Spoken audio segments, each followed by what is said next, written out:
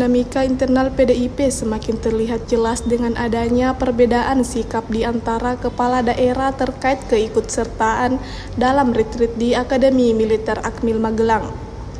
Gubernur Jakarta Pramono Anung bersama 18 kepala daerah lainnya memutuskan untuk mengikuti retreat, sementara Gubernur Bali Wayan Koster bersama beberapa kepala daerah lainnya memilih menunggu instruksi lebih lanjut dari Ketua Umum PDIP Megawati Soekarno Putri.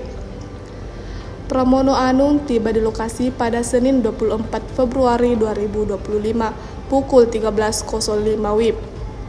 Mengenakan kemeja putih dan celana hitam, ia menjelaskan bahwa keputusannya untuk mengikuti retreat merupakan hasil pertimbangan matang dan komunikasi yang baik dengan pemimpin partai.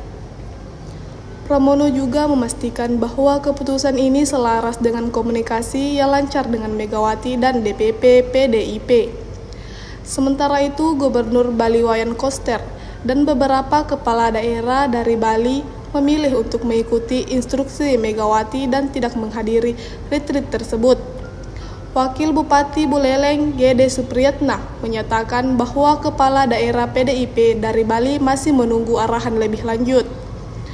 Bupati Tapanuli Tengah, Masinton Pasiribu, juga menginformasi bahwa Koster tidak bergabung dengan kepala daerah lainnya yang sudah berada di Akmil.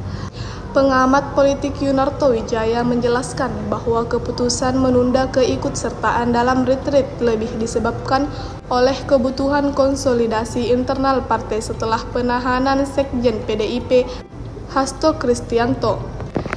Yunarto juga menilai ketidakhadiran beberapa kepala daerah bukanlah bentuk boikot, tetapi bagian dari strategi partai untuk merespons situasi yang ada.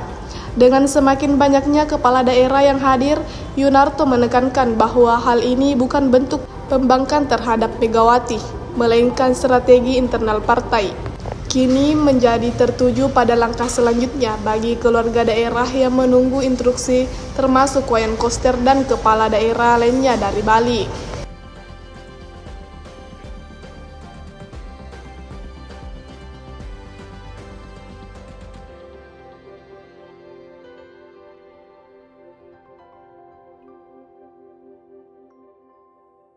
Download Tribun X sekarang, menghadirkan lokal menjadi Indonesia.